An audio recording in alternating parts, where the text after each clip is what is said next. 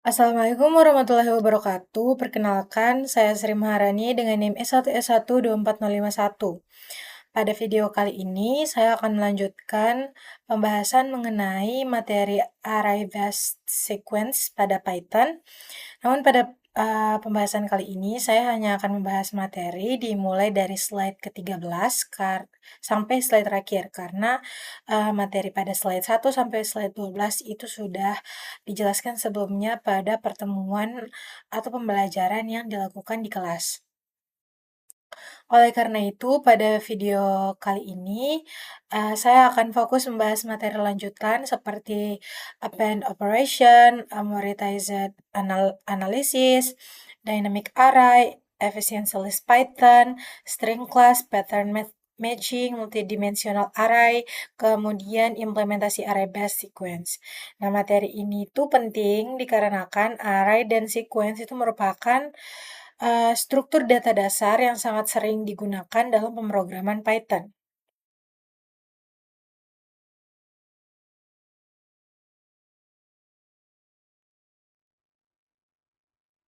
Baik, langsung saja kita masuk pada slide 13 seperti yang sudah tertampil di layar. Slide 13 atau runtime of append operation. Jadi, slide ini itu menjelaskan performa runtime dari operasi append pada dynamic array.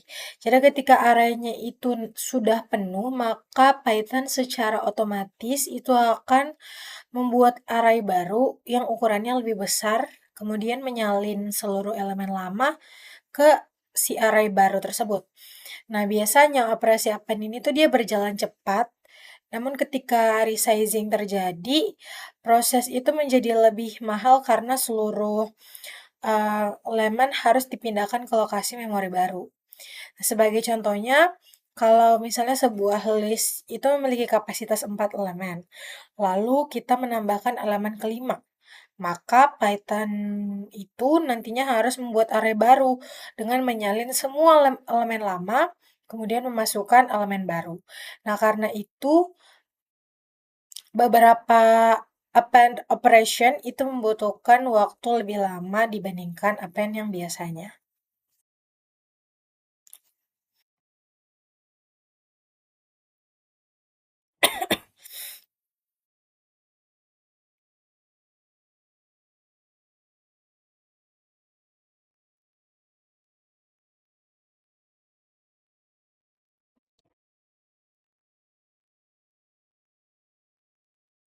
Nah, setelah kita memahami kenapa append operation ini terkadang mahal, sekarang kita masuk ke konsep amortized analysis atau slide 14 yang sudah tampil di layar.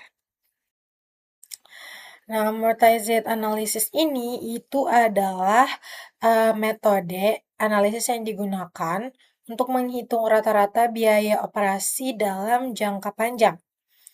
Nah, jadi kita itu tidak hanya melihat satu operasi mal saja, tetapi melihat secara keseluruhan operasi secara total. Nah, sebagai contohnya, mungkin satu append operasional ini mahal karena resizing, tetapi banyak append yang lainnya itu sangat murah karena itu secara rata-rata append operation ini tetap dianggap efisien. Nah, konsep ini tuh sangat penting dalam dynamic array karena resize kan memang mahal ya. Tapi resize itu tidak selalu terjadi. Jadi biaya mahal tersebut dibagi ke banyak operasi kecil lainnya.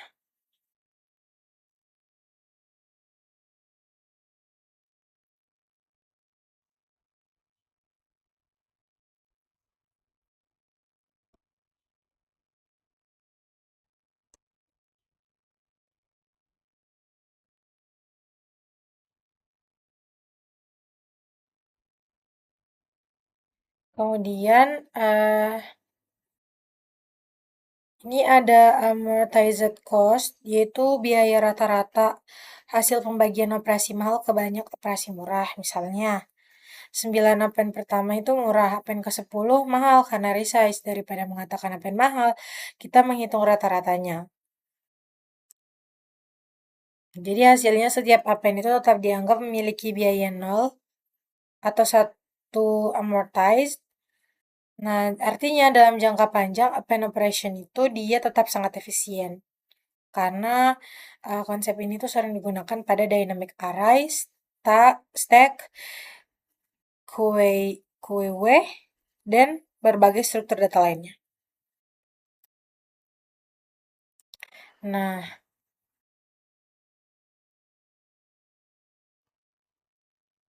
selanjutnya ada multi-Z analysis of dynamic array. Jadi Pak di slide ini itu digunakan konsep cyber dollar untuk mempermudah pemahaman amortized analysis. Jadi setiap operasi itu dianggap membayar sejumlah cyber dollar. Nah, sebagian operasi itu membayar lebih agar dapat digunakan untuk membayar operasi mahal di masa depan. Misalnya, Apen yang biasa mungkin hanya membutuhkan $1, tetapi kita anggap Apen itu membayar $3.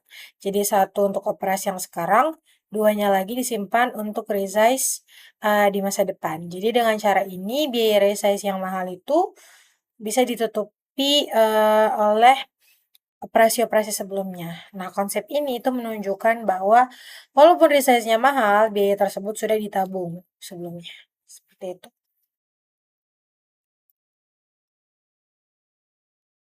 Kemudian ada preposition 5.1.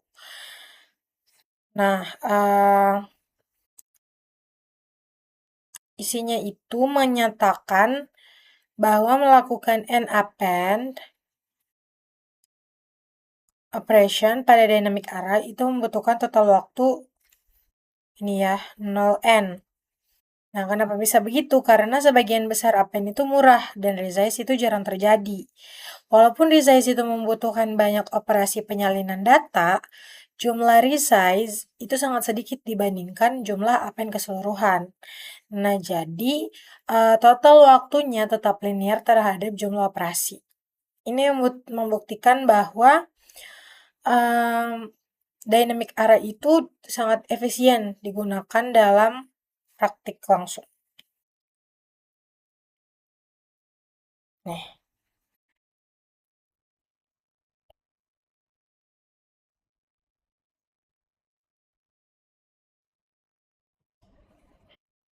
selanjutnya di slide 18 ini ada amortized running time. Nah, di slide ini tuh dijelaskan bahwa strategi menggandakan ukuran array itu sangat penting. Karena ketika array penuh, kapasitas itu biasanya digandakan menjadi 2 kali lipat. Contohnya dari 4 menjadi 8, dari 8 menjadi 16, dan begitu seterusnya. Nah, strategi ini itu disebut dengan geometric increase. Ya, geometric increase. Dengan cara ini, resize itu tidak terlalu sering terjadi. Akibatnya, append operation itu memiliki kompleksitas 0,1 amortized. Artinya secara rata-rata, append itu tetap berjalan dengan sangat cepat.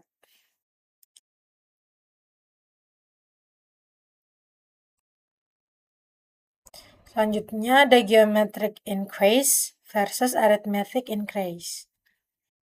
Nah,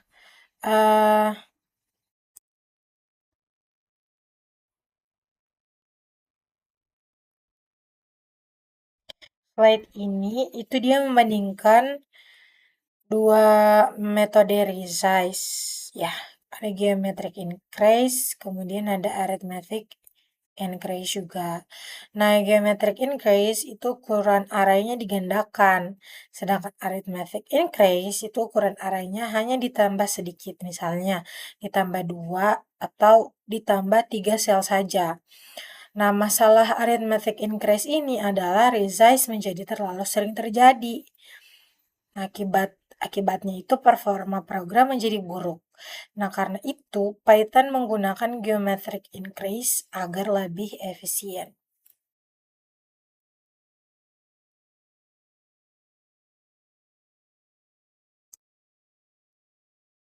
Selanjutnya di sini ada increasing array size.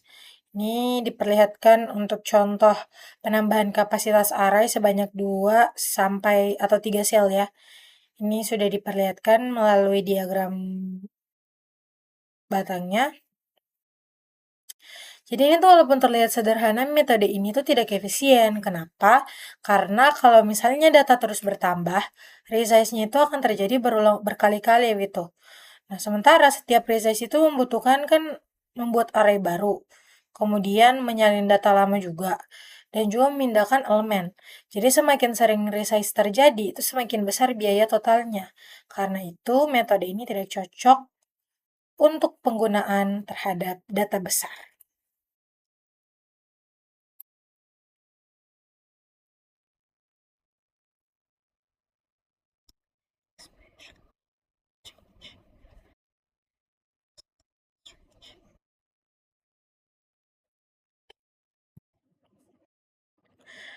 Selanjutnya ada proposition 5.2. Nah, pada slide ini tuh dia menjelaskan si proposition 5.2 ya. Nah, kalau misalnya resize-nya itu menggunakan penambahan tetap, maka kompleksitas waktunya itu menjadi ON pangkat 2 atau ON kuadrat. Artinya, semakin besar data, performa akan semakin buruk secara drastis. Hal ini itu terjadi karena resize-nya itu terlalu sering dilakukan, berbeda dengan geometric increase yang lebih efisien karena jumlah resize-nya itu jauh lebih sedikit daripada arithmetic increase.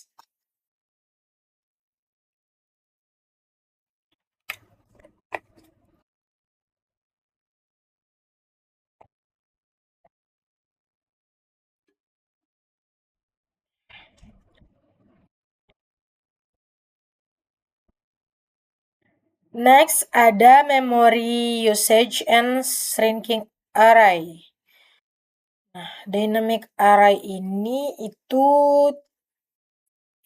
tidak hanya bisa membesar tetapi juga bisa mengecil. Jadi kalau misalnya banyak elemen yang dihapus, maka arraynya itu dapat diperkecil untuk menghemat memori. Nah, hal ini itu penting agar penggunaan memori tetap proporsional terhadap jumlah data yang disimpan. Jadi tujuan dynamic array itu bukan hanya efisien dalam waktu, tetapi juga efisien dalam penggunaan memori. Seperti itu.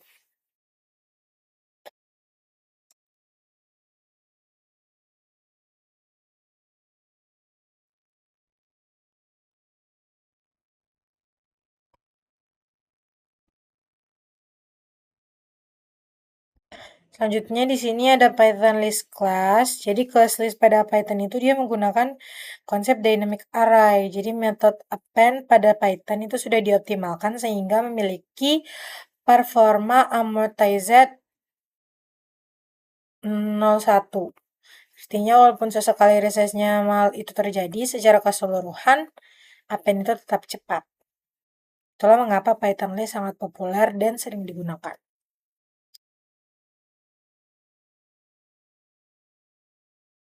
Oke, kita coba codingannya yang ada di layar ya.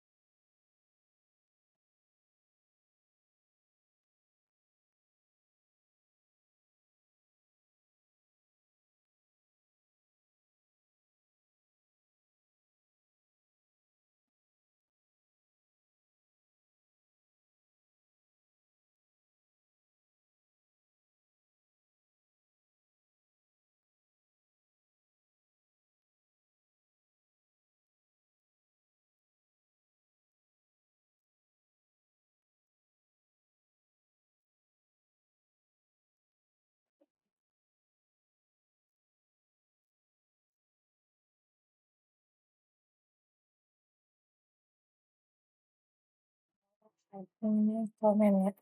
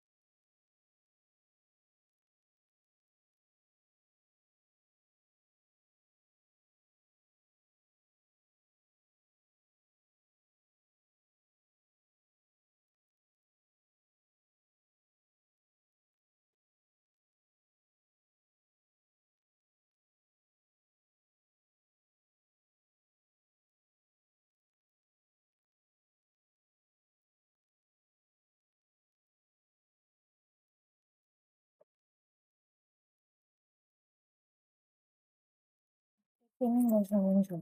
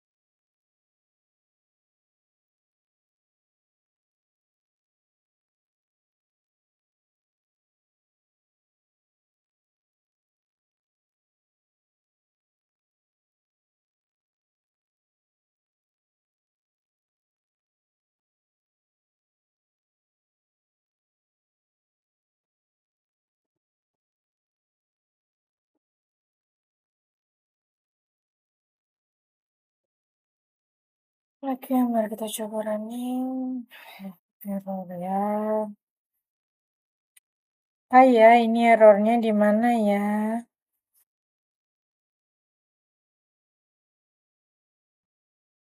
Oke, saya tahu di mana.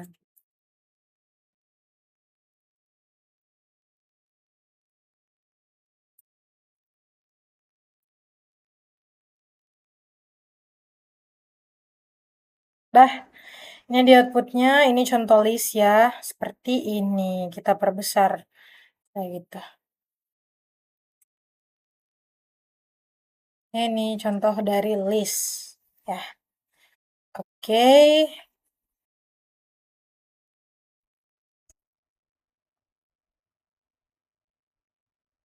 sekarang kita di list 24. Atau efficiency of Python sequence types. Jadi tuple itu lebih hemat memori dibandingkan list karena tuple itu bersifat immutable atau tidak dapat diubah.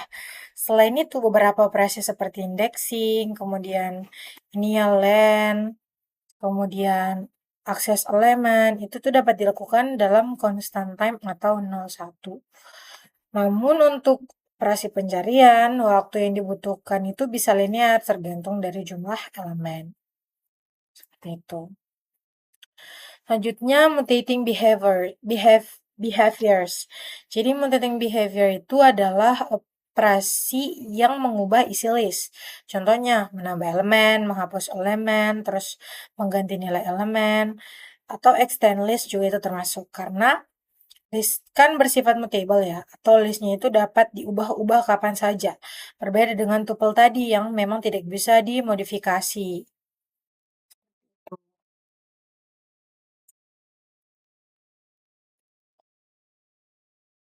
Selanjutnya ada adding elements to a list.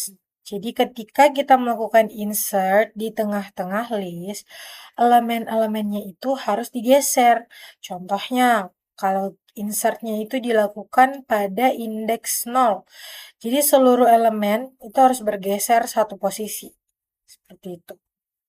Karena itu insert operation itu dapat membutuhkan waktu yang linear atau 0n.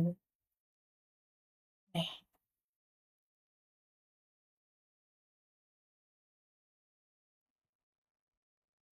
Selanjutnya insert performance. Nah, insert di awal list itu adalah operasi paling mahal karena semua elemennya harus digeser. Sedangkan insert itu di akhir jauh lebih cepat karena memang dia tidak membutuhkan pergeseran data. Seperti itu, karena itu akan lebih efisien dibandingkan insert di awal list. Makanya lebih efektif menggunakan append daripada insert.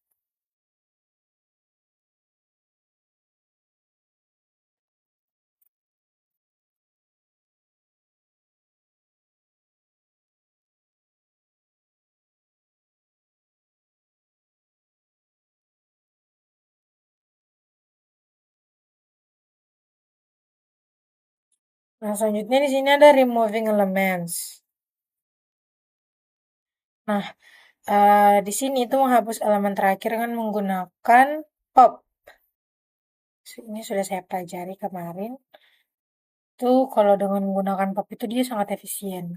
Tapi kalau kita hapus elemennya di awal, seluruh elemen akan langsung yang lain harus bergeser seperti itu. Karena itu, ketika kita remove di awal itu membutuhkan waktu yang lebih lama. Ini contoh codingannya ya. Cuman memang kurang lengkap. So, kita akan coba codingan yang lain.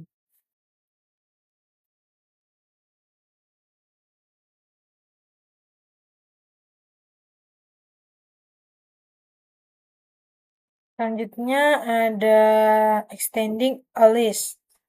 Jadi extend is more efficient than repeated append operation.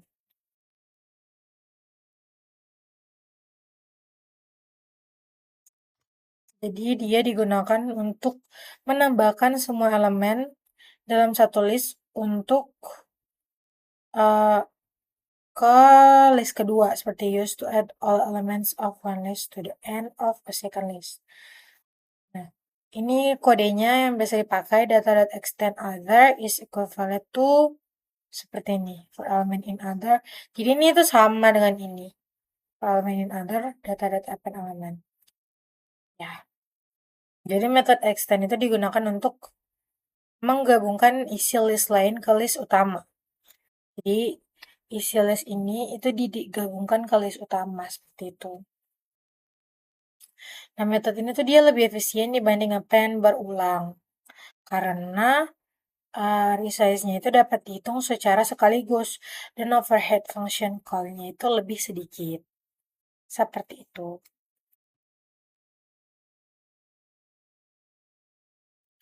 Selanjutnya ada constructing new list. Jadi, list comprehension itu lebih cepat dibanding append berulang kali.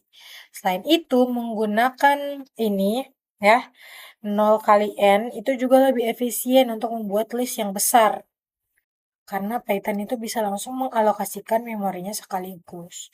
Ini contoh kodenya. Squares K kali K, for K in range, seperti ini.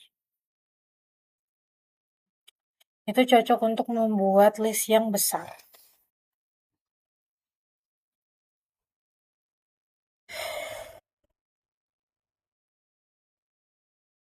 Selanjutnya ada Python string class.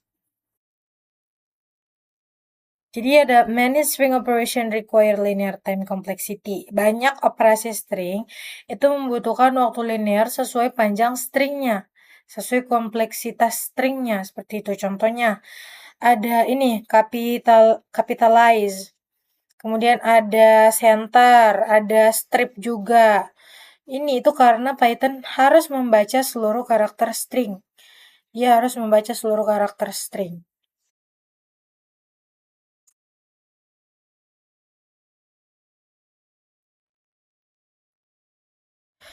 Katanya di sini behaviors that test Boolean condition on a string. Katanya hati-hati dengan kondisi boolean yang ada pada string. X is lower.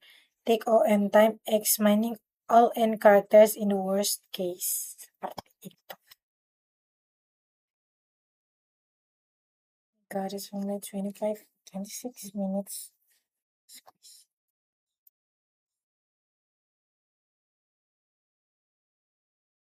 Selanjutnya ada pattern matching. Finding one string within a larger string. Jadi mencari satu string dengan string yang besar. Jadi pattern matching searches for a smaller string inside larger string itu adalah proses mencari string kecil di dalam string besar. Seperti itu. Contohnya fitur pencarian kata pada aplikasi yang besar. Misalnya seperti di Spotify. Di Spotify itu kan biasanya kita kan nggak tahu judul lagunya, tapi kita tahu liriknya. Nah, itu bisa kita tinggal add saja lirik yang kita tahu ke dalam pencarian Spotify itu, bar pencarian Spotify, terus nanti akan muncul lagu-lagu yang sekiranya relevan dengan lirik lagu yang sudah kita ketik tadinya, begitupun di YouTube atau di TikTok. Nanti begitu caranya dia tuh pakai pattern matching atau mencari string kecil di dalam string yang besar, seperti itu. Jadi implementasi sederhananya itu dapat memiliki kompleksitas OMN. Nih, artinya semakin panjang teks dan pattern, jadi waktu pencariannya itu akan semakin besar, seperti itu. Kan kalau misalnya di Spotify kan juga kalau misalnya lirik yang kita kasih masuk panjang, itu dia searchingnya juga cukup lama, makan waktu. Tuh. Next, ada string composition. Jadi, efficient string construction techniques improve performance. Jadi, ada beberapa cara untuk membuat string baru. Nih, cara-caranya ya. Kita start with empty list. Ini list kosong. Kemudian kita append alphabetic karakter. Kita tambahkan karakter alfabet. Di sini tuh C. Terus kita compose overall result. Kita compose semua resultnya. Nih, seperti ini contoh kodenya. Terus kalau implementation ketiga, itu kita use list comprehension instead of repeated calls to append. Seperti ini. Kemudian implementation yang keempat, kita avoid the temporal list altogether.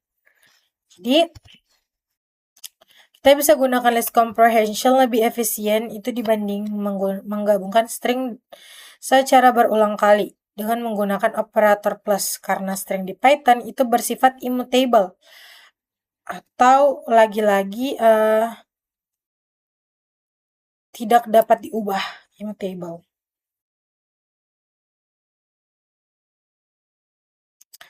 Oke, dan terakhir itu ada using array-based sequence. Array-based sequence have many real-world application atau memiliki banyak penerapan yang nyata di dunia nyata. Contohnya, penyimpanan score games. Itu kayak misalnya kita main, apa sih namanya? Kita main Block Blast. Itu kan ada penyimpanan skor gamesnya ya, dicatat skor gamesnya di bagian atas. Atau kita main cacing Alaska juga itu ada skor gamenya, itu disimpan dengan menggunakan array based sequence. Seperti itu. Kemudian ada sorting data atau kriptografi yang sederhana. Itu juga menggunakan array based sequence. Jadi hal ini menunjukkan kalau misalnya array itu sangat penting di dalam dunia komputer, di dalam ilmu komputer. Karena memang diterapkan secara nyata dalam kehidupan sehari-hari kita. Dalam aplikasi-aplikasi atau game-game yang sering kita mainkan di kehidupan sehari-hari. Seperti itu. Next, ada storing high score for a game. Nah, tadi kan sudah sempat disinggung sedikit ya mengenai array based sequence itu dia digunakan untuk menyimpan score games. Nah, di sini kita akan bahas lagi mengenai array yang digunakan untuk menyimpan skor tertinggi yang ada pada game. The objective is to storage high score in entries for a video game. Each game entry has a name and a score corresponding class in-game entry. Yeah. To maintain a sequence of high scores, we create another class called scoreboard. Jadi, untuk menyimpan skor tertinggi, di sini kita akan buat kelas lain yang disebut itu scoreboard. Ini contoh-contohnya ya, ini. Jadi di sini kan tadi dia bilang ada name sama skornya. Ini kalau contoh di gambar ada Mike, skornya itu 1105, Rob skornya 750, dan seterusnya. Ini dibuat dengan membuat kelas lain atau kelas baru yang dinamakan scoreboard. Nah, scoreboard can have limited number of entries. Jadi scoreboard itu dia bisa punya angka yang terbatas gitu, limited number untuk setiap entries. Jadi a new score only qualifies for the scoreboard if it is strictly higher than the lowest of the height score in the board. Jadi skor baru itu hanya akan dikualifikasikan ke scoreboard kalau misalnya dia itu lebih tinggi daripada angka terendah pada board skor tertinggi ini. Jadi nantinya akan muncul kalau misalnya skornya itu bisa melebihi si skor tertinggi pada scoreboard ini. Jadi, when a new entry is made to the scoreboard, elements are shifted to the right to create an appropriate space for a new score. Seperti itu. Jadi datanya itu disimpan secara terurut sehingga skor tertinggi nantinya mudah ditampilkan. Jadi skor yang paling tinggi saja ditampilkan. Seperti itu.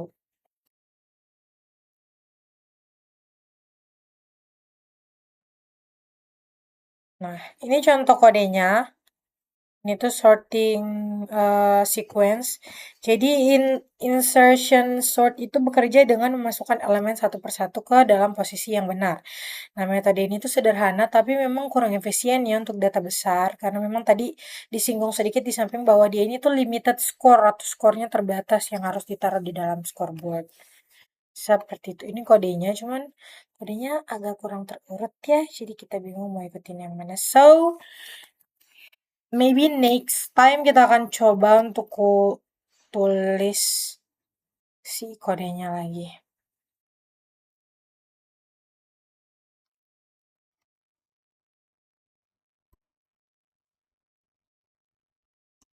Selanjutnya adalah ada sorting a sequence atau simple cryptography. Objective is to sort an unordered sequence of elements into non-dressings. Order of its value, insert sort algorithm. Ini ada insertion sort algoritmanya. Jadi start with the first element in the array. Kita mulai dengan elemen pertama pada array. One element by itself is sorted. Satu elemen dari dia itu sorted seperti itu. Now consider the second element. If it's kita harus perhatikan elemen keduanya. If it is smaller than the first, kalau misalnya dia lebih kecil daripada elemen yang pertama, maka we swap them. Kita swap dia. Nah, consider the third element. Kita perhatikan lagi elemen yang ketiga. We swap it leftward until it is in the proper order with the first two elements. Begitulah pokoknya ya.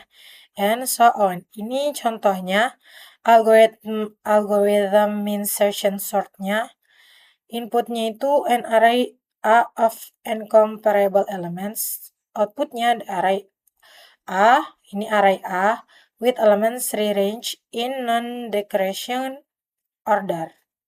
Ini contoh kodenya ya. Jadi Caesar Cipher itu adalah teknik enkripsi sederhana dengan menggeser huruf. Contohnya, A menjadi D kalau misalnya digeser 3 langkah. Jadi itu intinya itu contoh enkripsi. Ya, tapi versi sederhananya seperti itu.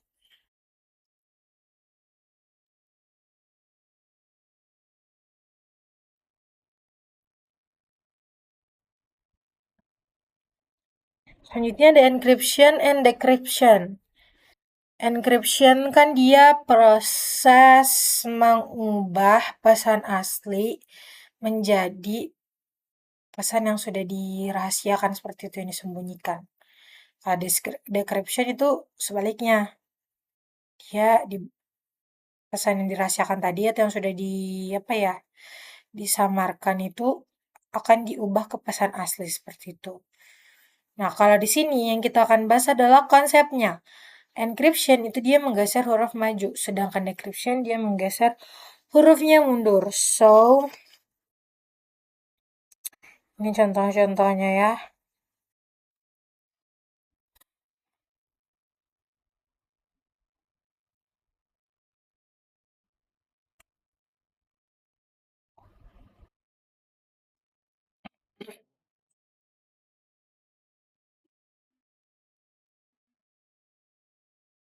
Also have 20 minutes.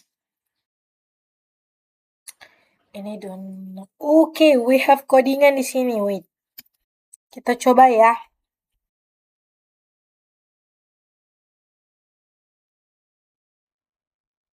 Wait.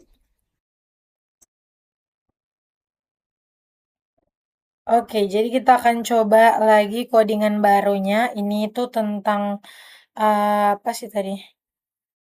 Itu tentang sequence-nya, sequence array base sequence enkripsi dan dekripsinya. Oke, let's try that in dulu.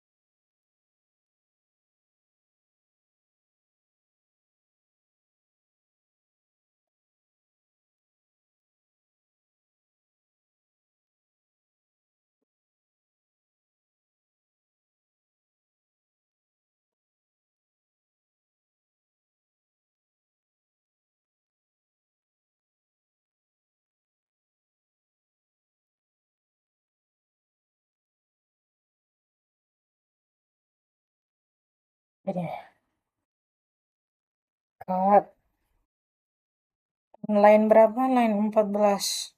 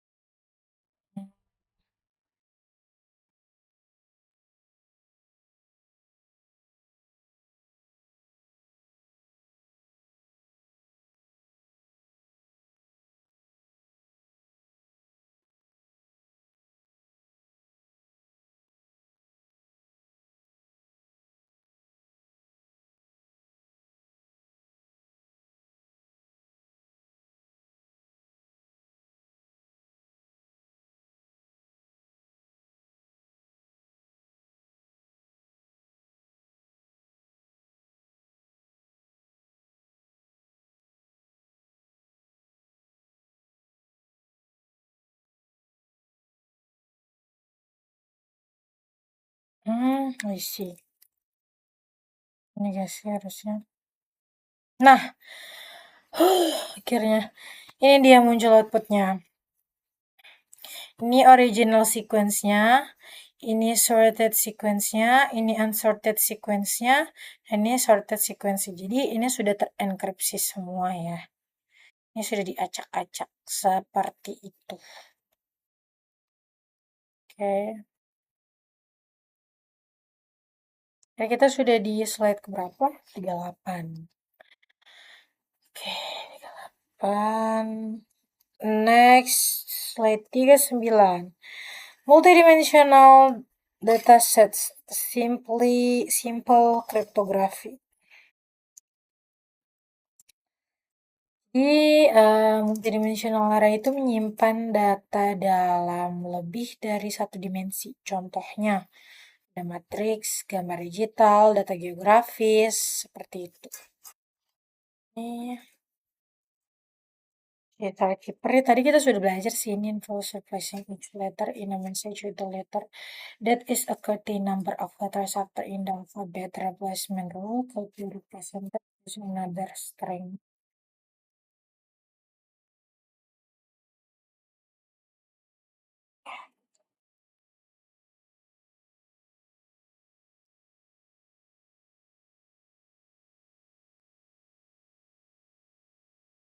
Selanjutnya ada constructing atau multidimensional list. Care must be taken when initializing multidimensional arrays.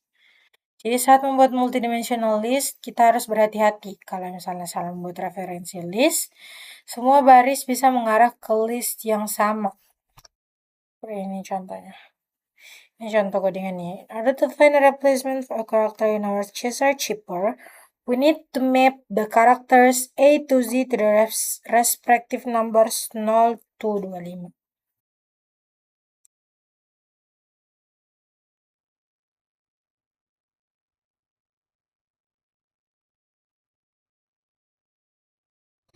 Formula for doing the conversion is just inscription replaces each letter I with a letter. Description replaces each letter I with a letter. Ini dia logikanya, ini logikanya. Seperti itu.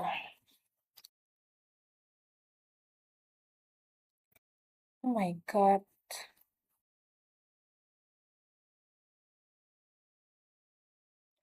Selanjutnya ada multidimensional datasets. Jadi dia have more than one dimensions. A two-dimensional list may be called a matrix. Jadi dia punya lebih dari satu dimensi. Dua dimensi list itu bisa kita sebut dengan matrix.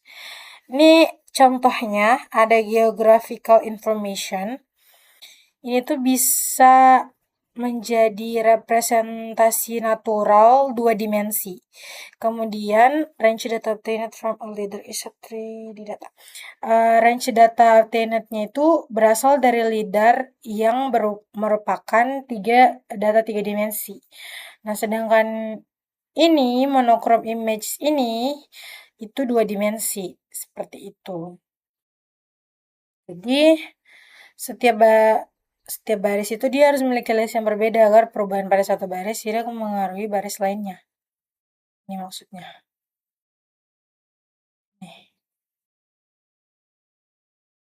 Nih, seperti itu.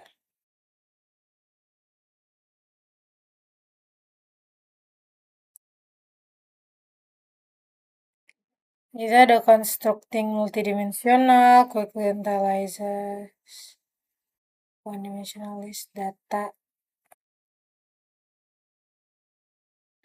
Nah, kita coba dengan yang ini.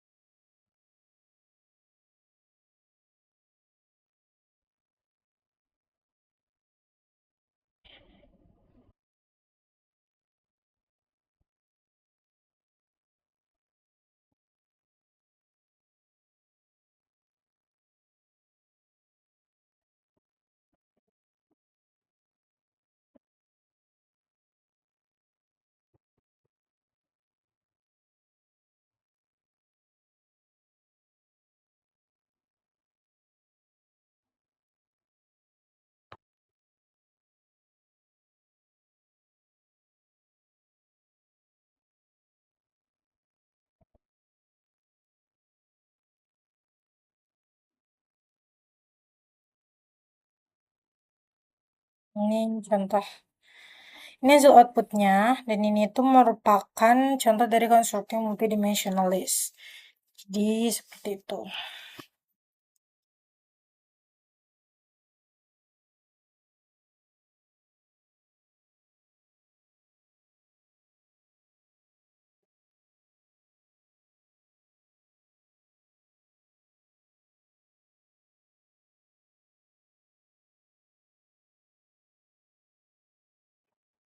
Nah, ini ada codingannya. Ini codingan untuk membuat si games SOS gitu. XOX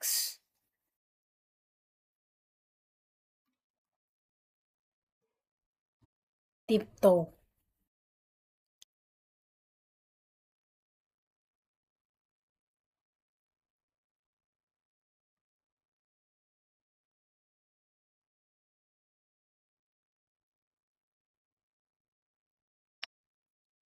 Hello, Beth.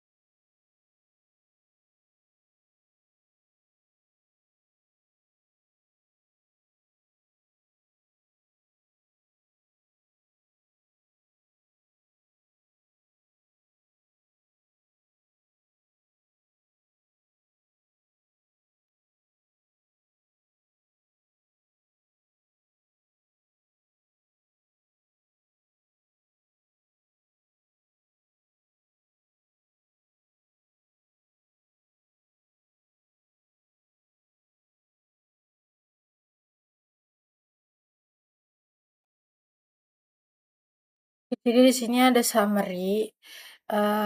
We studied the following in this lecture. Atau kita belajar tentang modul ini. Pertama, working of the low level arrays. Ada initialization, ada accessing elements, dan seterusnya. Kemudian ada referential arrays atau dan compact arrays. Kemudian ada creating and managing dynamic array.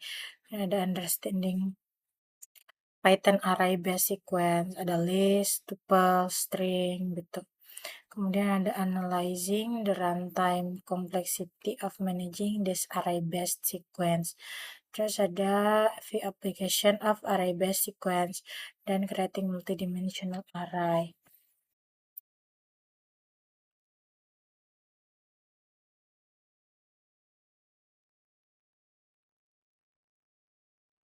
Kalau versi bahasa Indonesianya,